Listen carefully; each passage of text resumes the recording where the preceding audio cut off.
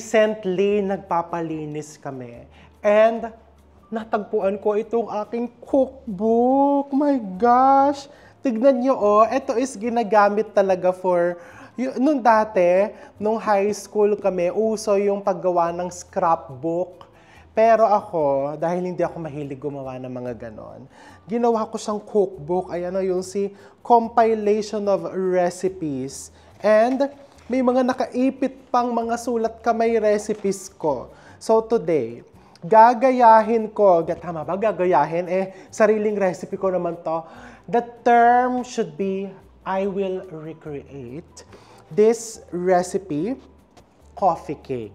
Sinulat ko po ito 20 years ago, 2004. I was in 3rd year high school. Nagbe-bake na ako noon. And isa to sa mga favorite kong gawin.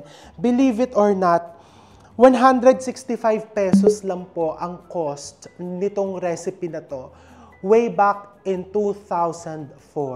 And makikita mo, oh, 8 tablespoons or half a bar of Queensland butter yung ginagamit ko.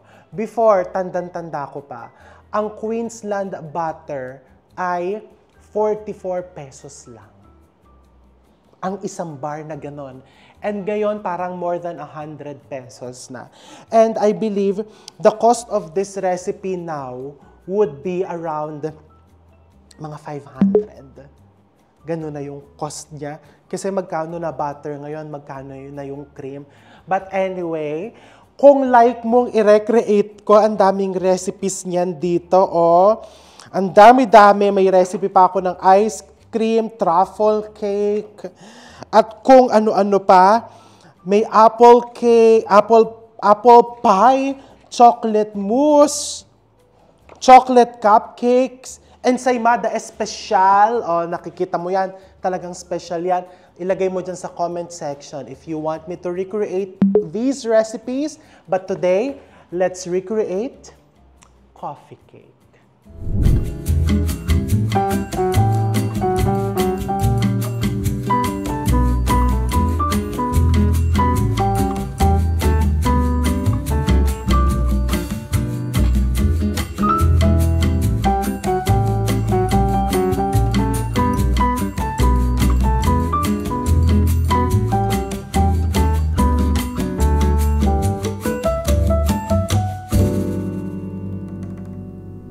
So I have here square pan. This is 8 by 8 by 2 and meron din akong parchment paper.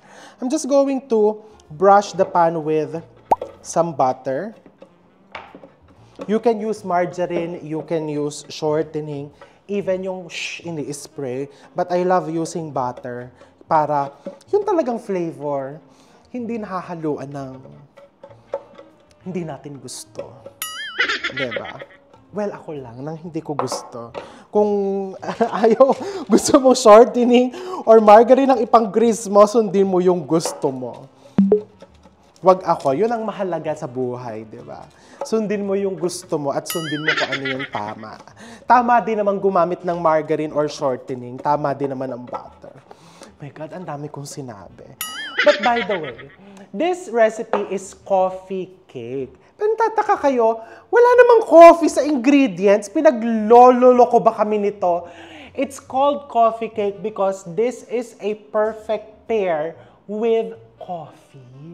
Diba? Whether nag-aalmusal ka, morning person ka, eto, pwede mong kainin for breakfast with your coffee. Nagmimerienda ka afternoon tea party but you prefer coffee over tea, perfect din itong i-partner. Gayon pa man, perfect din ito with your hot cup of tea or kahit anong gusto mong inumin.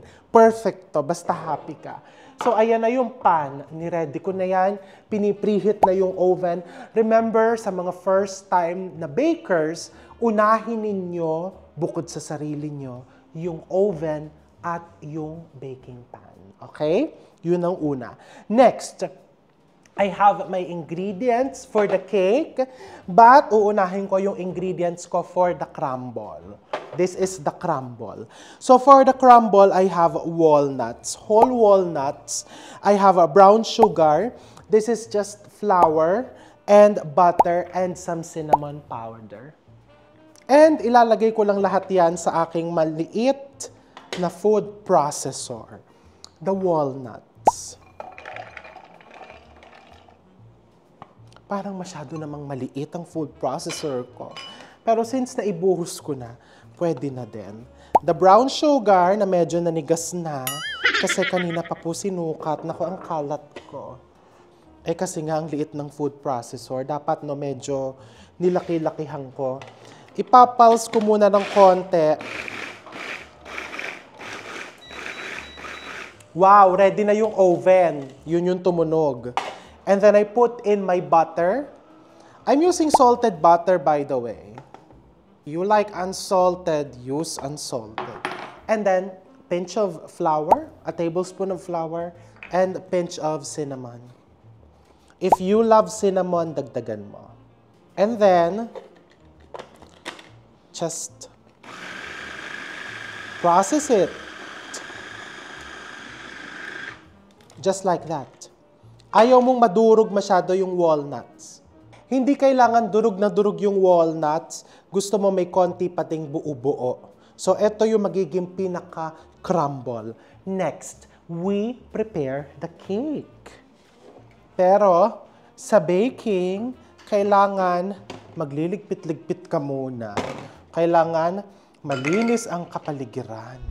Now, for the ingredients ng ating pinaka-cake base, I have here butter. This is salted butter. If you're using unsalted, you add pinch of salt sa unsalted butter. I'm going to put this into my mixer. White sugar. So, ibibit mo lang yan until fluffy, around 2 minutes, medium speed.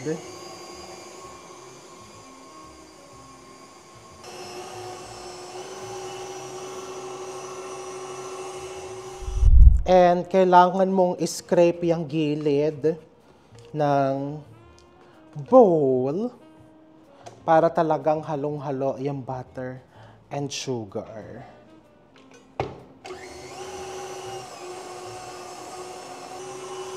And then I'm going to add in the eggs one at a time. So we have 3 eggs.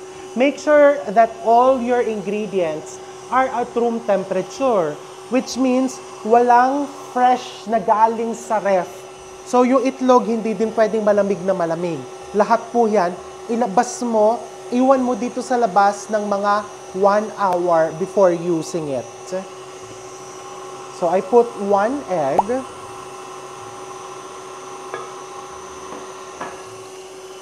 And makikita mo, medyo nagtutubig. So, turn off the mixer and then scrape the sides of the bowl. Okay. And then we add the second egg.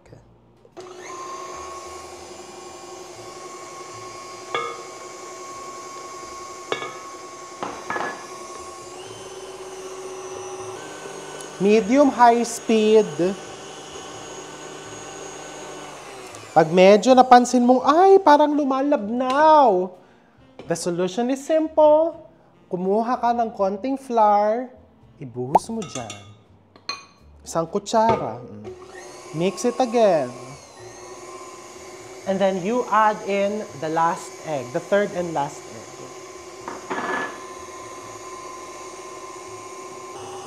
Okay. And then you scrape the sides of the mixing bowl. Pag napansin mong ganyan, parang nagse-separate, huwag mong hayaang maghiwalay. May solusyon dyan, lagyan mo ng konti pang flour. Mga 2 kutsara. Low speed. Now, habang yan ay binubuo ko ulit, punta tayo dito. This is my flour. I'm going to put in here baking powder and baking soda. Now, pwede mong isift to kung gusto mo, pero kung sigurado ka namang malinis ang mga ingredients mo, instead of sifting, you can just whisk them all together. That's it. And then, pwede ko nang ibuhos yan dito paunti-unti. Makikita mo to, oh. Nagbuo na siya. O, diba? Ang galing. I'm going to put in my dry ingredients into this, yung flour, yung baking powder, yung baking soda. Maglagay ka ng kalahati dyan. Mix it. Low speed to medium-low. Kasi pag nilakasan mo yung mixer niyan, magtatalsi ka, magiging espasol ka. Pag medyo nag-mix na yan, as you can see, pwede ka nang maglagay din ng iyong cream. Ibuhos mo na lahat ng cream. Teka, hindi ko siya mabuhos. So, bubuksan ko yung mixer.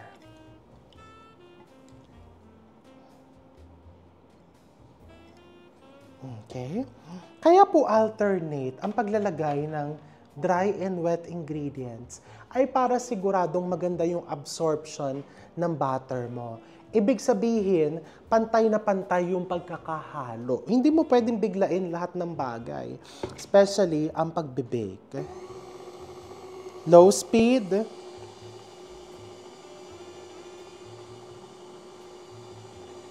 Ayan o, nakikita mo, na-absorb niya ng maganda yung mixture.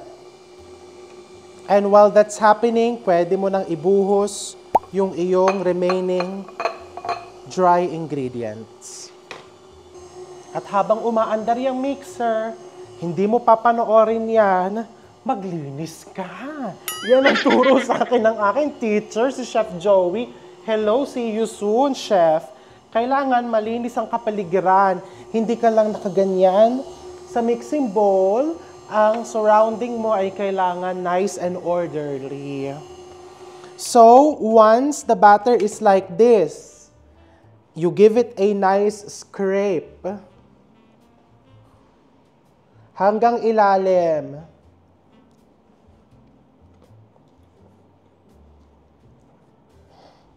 Kasi daw ang mixer, pinapagaan niya ng buhay natin para hindi tayo mapagod. Pero hindi nakakapag-isip yan. Siyempre, tayo as bakers, yung isip at puso natin ang talagang sasaid dyan sa mga ginagawa natin. So kapag hindi mo in-scrape yan, may buo-buong maiiwan sa ilalim. Ayan o, katulad nitong naiwang pulbos dyan sa taas, ikaw talaga ang gagalaw niyan. Diba? Ang dami kong sinasabi. Ganyan po ako nung nagtuturo ako ng baking. Because skills, you can learn it from the books. Pwede mong basahin. Pero yung mga katotohanang nangyayari sa kusina, kailangan yan is nanggagaling from experience. And yun ang talagang dapat tinuturo natin sa mga aspiring bakers. And then you mix it, low speed, medium-low speed.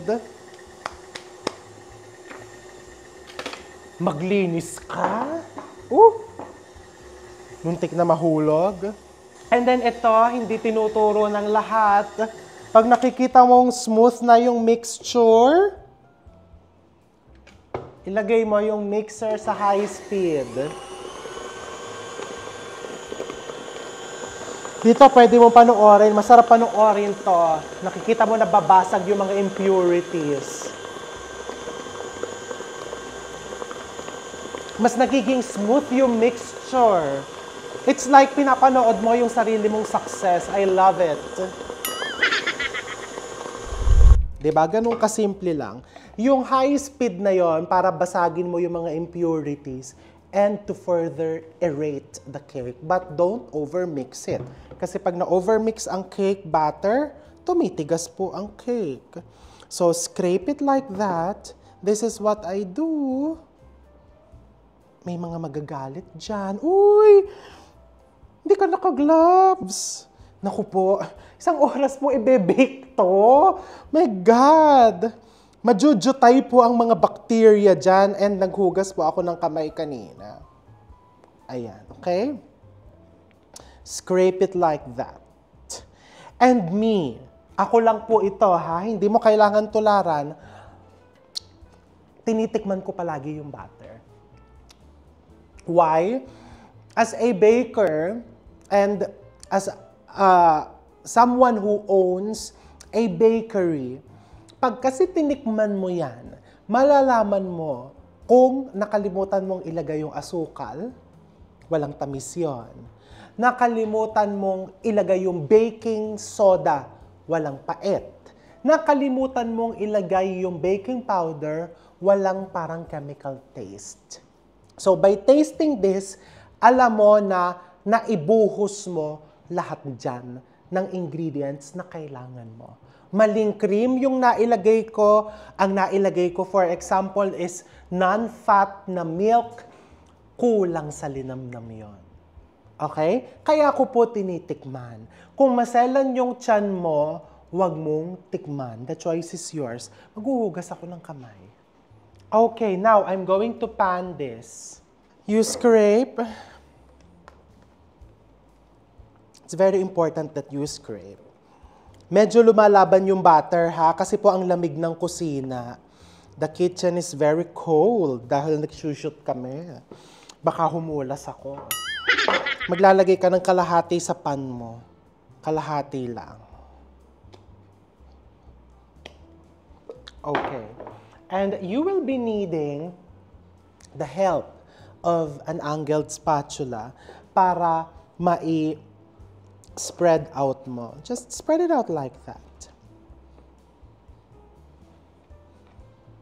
Don't forget to put the paper liner, ha?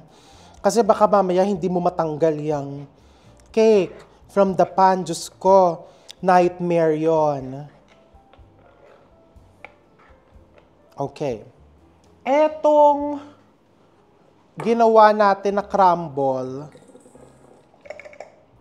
nilipat ko lang sa bowl para lang sigurado akong maganda ang pagkakahalo niya kasi ang chikip ng food processor. Ayan, may naiwan pa. Kasalanan ko naman po ito. May malaking food processor ako doon. Ba't maliit ang ginamit ko? Lagay mo yung kalahati dito sa gitna. Kalahati lang.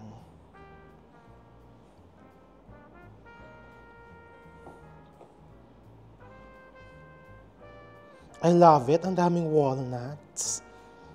Okay?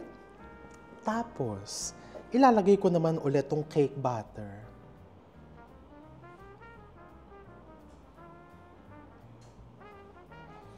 Yung natira nating butter cake. O, diba? Kailangan talagang sinisimot natin. Hindi dahil mahal ang bilihin. Isa lang po yun sa mga dahilan. Sisimutin mo yan kasi baka bukas, yung paninda mong cake mas mababa. Magtataka yung customer, magtataka ka rin. Bakit mas mababa? Kasi hindi mo sinimot. Malaking bagay po yan, ha? Yung mga sinisimot na yan. Kaya naman nakita nyo kanina, yung tinikman ko po, ay yung sumabit lang po sa daliri ko. Ayan, yung mga ganyan. Kasi napaka-importante in a bakery business, ang consistency. And alam po yan ng mga bakers ko, yan ang aming pinagtatalunan. Ako po ay nagwawala pag nakita kong yung mga, ay hindi nyo pa ako nakikita nagwawala. Huwag nyo nang hangarin. Pag nakita ko hindi pantay ang bibingka, ay nako. Yon. Introduction pa lang yon. Umiikot ang mga mata ko niyan. Ayan, iplatada nyo po yan carefully.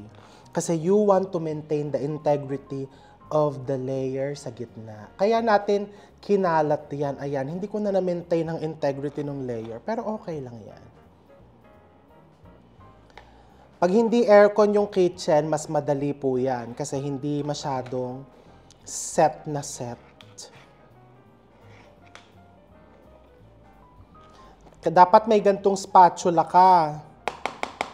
Ano bang tatak nitong spatula ko? Wilton. Hindi naman kailangan Wilton ang bilhin mong tatak. Nasa sayo yan. Kung anong kaya ng budget mo. Tapos, buhos mo yung natitirang topping. Okay? Press mong ganyan para mamaya hindi nahuhubad yung walnuts. And then, I get a chopstick or you can use a toothpick. Guguluhin mo lang. Bakit mo ginagawa yan? Para yung walnuts kumalat, humalo ng konti dun sa cake. Kung gusto mong pansin na pansin mo yung layer, wag mong guluhin. Ako gusto ko minsan ng gugulo. Kaya, ayan. And then, i-press mo ulit. And then this goes, I'm going to wash my hands. Putulin muna natin doon kung saan pupunta. So this goes into a preheated 325 degrees Fahrenheit oven for around an hour. 325 lang ha, para talagang pantay ang pagkaluto. Ayan, 325. And then 60 minutes. 1 hour. Balikan natin. Pero ang totoo niyan, may binake na ako kanina. So magdiligpit lang ako. And tanggalin natin yon sa pan. So meron ako dito, niluto namin kanina. Binake namin kanina and it has cooled down kasi medyo challenging pong tanggalin yan from the pan kapag ka mainit. So now, just loosen the sides. Use a flat plastic scraper.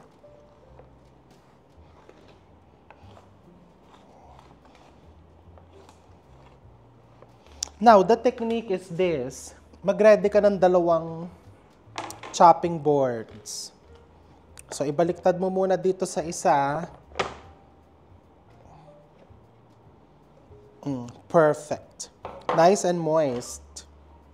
And then, ibaliktad mo ulit dito sa isa.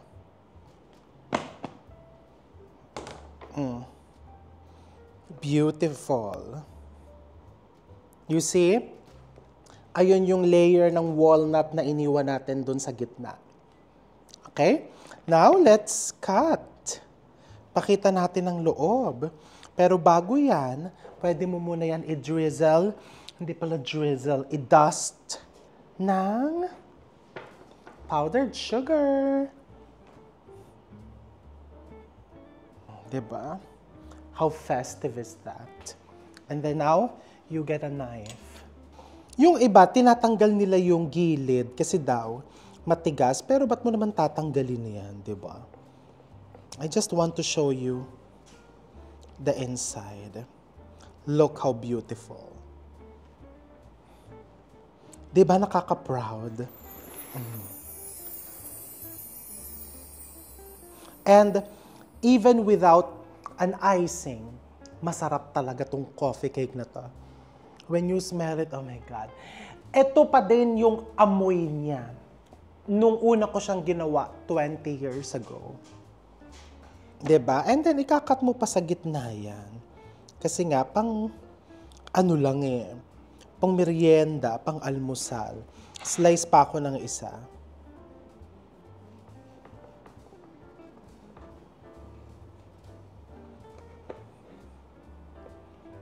Look how beautiful is that.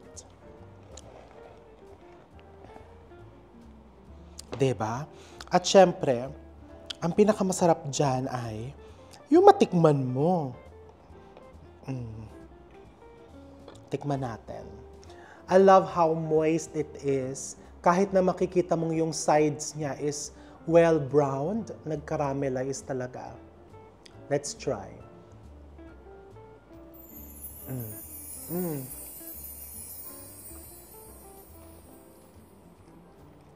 Sarap. So moist. Ilalim yun na tikman ko. Now, pag yung may ibabaw na malutong-lutong.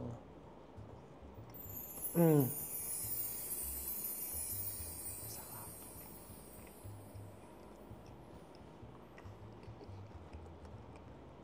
Parang gusto ko tuloy ng kape. Pero kailangan decaf na ako. Pag may pula sa ibabaw, decaf, baka hindi ako makatulog mamaya.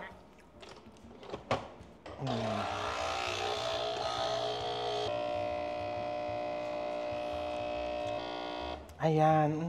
Pag nagkape po ako, matapang. Kaya tinawag na coffee cake. Pwede mong ilubog-lubog sa ko. Ay, lubog-lubog, may nahulog tuloy. Or, pagkakagat mo,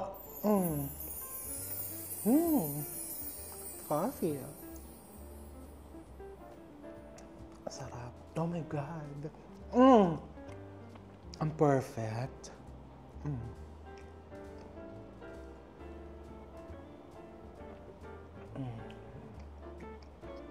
Ayan. Gumawa ka na. I'm sure nainggit ka. And I'm going to see you all soon. Don't forget na paggawa mo, tag me kapag pinost ninyo. And if you have other baking recipes in mind that you want me to share or to teach you, especially parating na ang holiday season, ilagay nyo yan sa comment section. I'll see you all soon.